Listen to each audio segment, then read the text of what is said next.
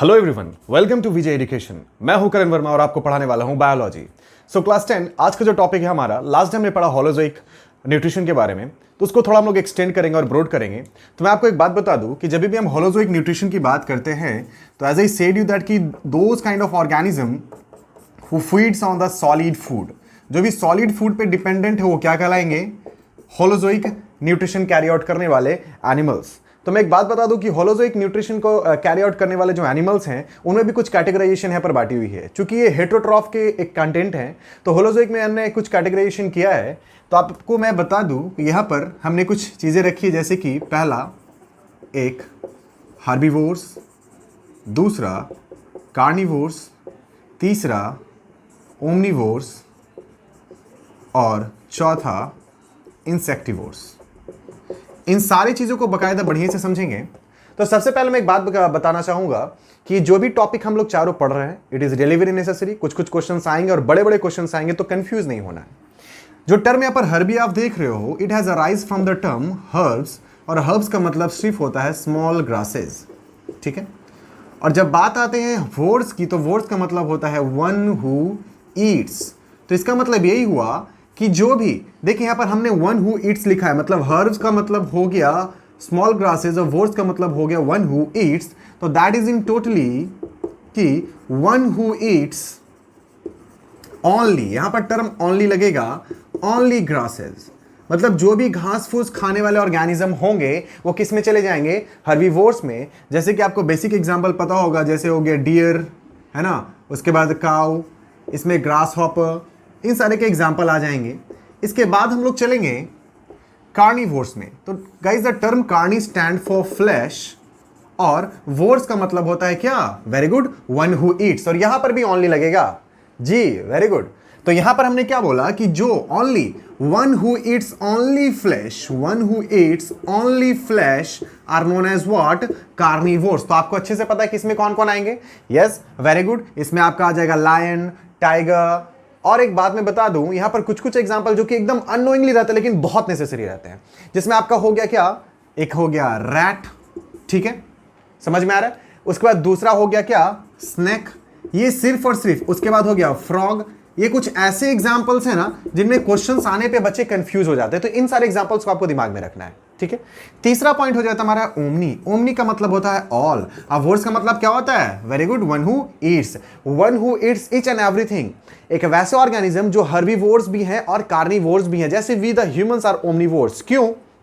क्योंकि हम लोग क्या खाते हैं? आप बोलोगे तो हम लोग रोटी भी खा लेते हैं, दूध भी खा लेते हैं और मीट भी खा लेते हैं। इसमें और एक एग्जांपल आ जाता है बियर का, जो कि कंफ्यूजेबल एग्जांपल है, लेकिन बियर आपका फिश भी खाता है तो साथ में हनी भी खाता है, और इसे कुछ भी प्रोवाइड कर दो। डॉग, ये भी आ जाते हैं ओमनीवोर्स में। मैं एक बात बता दूं, बियर वाला अगर आपको याद नहीं है तो आप मूवी देख लीजिएगा द जंगल बुक। उसमें जो भल्लू रहता है वो ऐसा दोनों चीज़ों को खाता है, ठीक है। एक अच्छा स्टोरी उसके बीच में, आप उसको जरूर देखें मूवी को, it is really very interesting movie.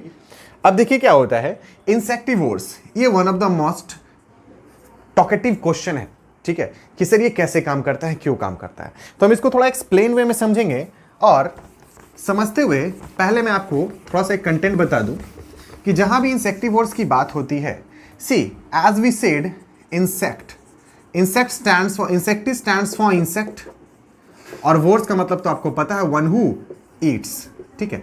तो यहां पर वन हु ईट्स, तो हमने यहां इंसेक्टिवोर्स उनको कह दिया वन हु ईट्स इंसेक्ट्स। तो गाइज यहां पर हमने इंसेक्टिवोर्स के तौर पे जिसकी बात कर रहे हैं वो ना तो कोई एनिमल है, ना तो कोई भालू है, ये है, ऐसा कुछ नहीं है। ये एक प्लांट है, जो कि बहुत ही कंफ्यूजिंग कंटेंट है। तो प्लांट है और इसके कुछ एग्जाम्पल है, जैसे कि वेनस फ्लाई ट्रैप है, ठीक है, पिचर प्लांट है, ठीक है। इनके फिगर्स आप बोर्ड पे देख पा रहे होगे थोड़ा सा, है ना, isn't it? They are looking very cute. अब होता क्या है, इसको थोड़ा सा अच्छे से समझेंगे। होता क्या एग्जैक्टली गाइज कि ये वैसी जगह में पाए जाते हैं एक्चुअल में, the kind of area where no nitrogen is available, जहां कोई भी नाइट्रोजन कंटेंट नहीं पाया जाता है। जिस मिट्टी में कोई नाइट्रोजन नहीं है, when in the kind of soil where there is no nitrogen, in those areas they are found।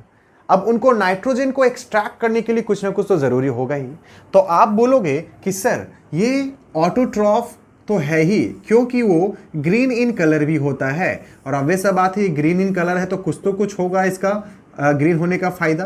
तो हम एक बात बता दो, एक सेमी ऑटोट्रॉफ ये कहलाएगा।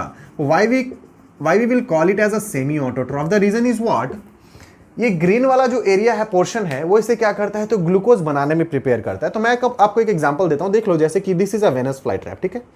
आइए इसके देख पा रहे हैं आप, ऐसे इस तरह से ये बंद होता है, इस तरह से बंद होगा, ठीक है। तो वेनस फ्लाई ट्रैप की खूबियां ये है कि पूरा ग्रीन इन कलर होता है, इधर ग्रीन होता है, इधर ग्रीन होता है। तो ग्रीन चूंकि है तो ये ऑटोट्रॉफ हो जाएगा, और ऑटोट्रॉफ जो भी होते हैं तो आपको पता है कि फोटोसिंथेसिस कैरी आउट करेगा। फोटोसिंथेसिस कैरी आउट करेगा तो क्या बनाएगा भाई, ग्लूकोज बनाएगा। तो ग्लूकोज बनाते तो जरूर है, और ये जो लेयर है ना इनका, इस लेयर पे ग्लूकोज अवेलेबल रहता है।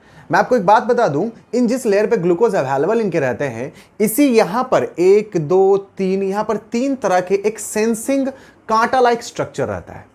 जब कभी भी कोई तरह का मक्खी आता है बैठता है, क्यों बैठेगा, क्योंकि उसको तो ग्लूकोज मिल रहा है वहां पर से, वो ग्लूकोज को चूसना चालू करता है। ग्लूकोज को जैसे ही चूसना चालू करता है तो ये जो 3 कांटे अवेलेबल हैं, किसी एक कांटे में अगर मक्खी टच कर गया तो एक सेंस यहां से स्टार्ट हो जाता है, और यहां पर इस पोर्शन में देख रहे हैं, ये वाला पोर्शन, यहां पोर्शन में आके एक सेंसिंग वाला कंटेंट प्रिपेयर हो जाता है, जो कि इसे अब क्लोज करने पे मजबूर करेगा। तो जैसे ही एक कांटे पे टच होता है, अब दूसरे कांटे जाने तक के बीच में अगर काउंटिंग, वो काउंट मतलब 15 से 20 सेकंड में अगर फिर से दूसरा कांटा टच हो गया, तो फटाक से जो मक्खी बैठा है वो इसी स्पीड में, एग्जैक्टली दिस स्पीड, इस स्पीड में ही बंद होता है वो। अब बंद जब हो जाता है तो कोई मक्खी निकल नहीं सकता है, और मक्खी निकल नहीं पाएगा तो क्या करेगा, तो that will crush the whole fly for and approx it will not even open for the मतलब 9 to 10 डेज के लिए तो खुलेगा ही नहीं, और वो क्या करेगा, पूरे के पूरे बॉडी को क्रश कर देगा, और उससे जो भी बॉडी में नाइट्रोजन कंटेंट है वो उस पौधे से, वो उस बॉडी से ये पौधा क्या करेगा, एब्जॉर्ब करना चालू कर देगा।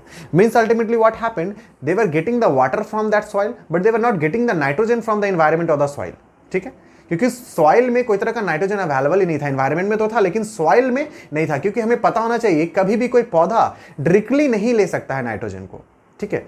उसके लिए बीच में एक मीडियम रिक्वायरमेंट है, ठीक है। उसको भी हम लोग समझेंगे कैसे क्या होता है। अभी रिसेंट में हम लोग राइजोबियम के भी एग्जांपल पे आते हैं। आई होप कि आपका ये क्लियर आउट हुआ होगा।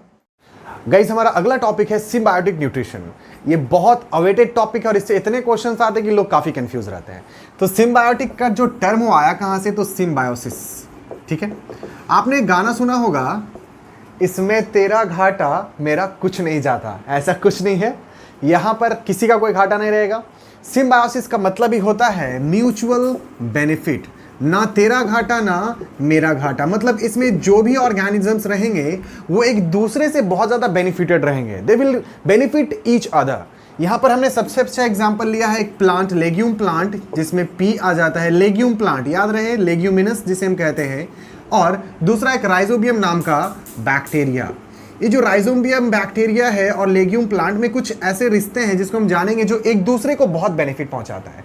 एक बात आप जान लीजिए गाइज, जो एयर का 25% पोर्शन नाइट्रोजन कवर करता है, लेकिन कोई भी नाइट्रोजन को प्लांट या एनिमल्स डायरेक्टली अब्सॉर्ब नहीं कर सकते हैं, उनको सिंपलर कंपाउंड में तोड़ना काफी ज्यादा जरूरी है। तो सिंपलर कंपाउंड में तोड़ेगा कौन, तो यहां पर राइजोबियम जो है लेग्यूम प्लांट के रूट में, रूट नोड्यूल्स में अटैच हो जाता है, और अटैच होने के बाद ये क्या करता है कि नाइट्रोजन को तोड़ता है अमोनियम आयन में, और अमोनियम आयन फिर टूटते हैं आपके simpler form, that is nitrite, उसके बाद नाइट्रेट। और नाइट्रेट जो है सबसे सिंपलर एब्जॉर्बेबल कंपाउंड है नाइट्रोजन का, जिसे प्लांट इजीली एब्जॉर्ब कर सकता है। और जब प्लांट इसे इजीली एब्जॉर्ब करेगा तो गाइज होगा क्या कि पौधे बड़े होने चालू हो जाएंगे, that will help in the growth of the plant. मतलब ultimately nitrogen has help the plant into its growth. तो बात है कि पौधा अगर ग्रो करेगा तो पौधे के तो रूट्स भी ग्रो करेंगे ना।